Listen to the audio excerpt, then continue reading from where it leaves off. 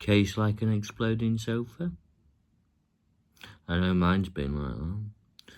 Join me and let me help you with a slimline case with no clutter, no dramas, most importantly, no stress.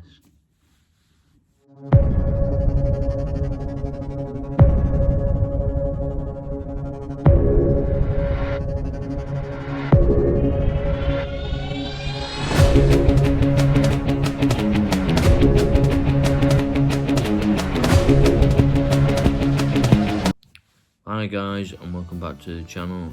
Here with Ryan at Travel with Disabilities. So I'm here to help you, not teach you how to pack a case, but give you some tips and tricks on making it easier for you. Most importantly, easier. Now, I've got to be honest, I'm not a fan of packing. Going outbound, fine, not too bothered. Going back, just gets chucked back in. But while I've been packing for our next adventure, where memories can be made, I come across, and I'm sure many of those will know, but these little cases. Yeah.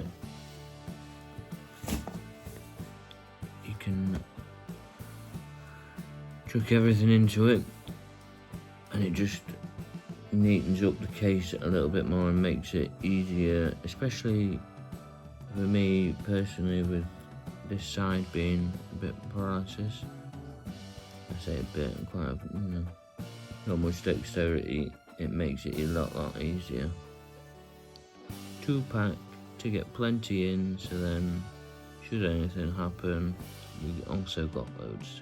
One downfall on them, you could quite easily overpack, and you're going to remember in your brain realistically how long you're going for and the weight, and if you exceed the weight for the airline for checked baggage, you're going to get charged a few quid. We don't want that. So for me, the way I pack personally is your sunbed towels first, dress short, and then t-shirts, sun cream because I'm a bit of a ginger ninja, wash kit, and medication. The medication is the last thing to go in. Not all my medication, certainly like my thinners go in last. An extra box, so then should something happen, which it won't, and I'll be bringing most of this stuff back clean.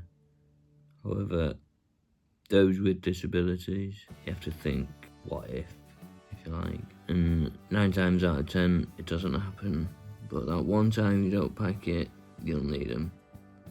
So always speak with my pharmacy, get an extra load. They're quite happy because it is what it is in that sense. I get them a few days before because I like plenty of time to pack to make sure I've got everything.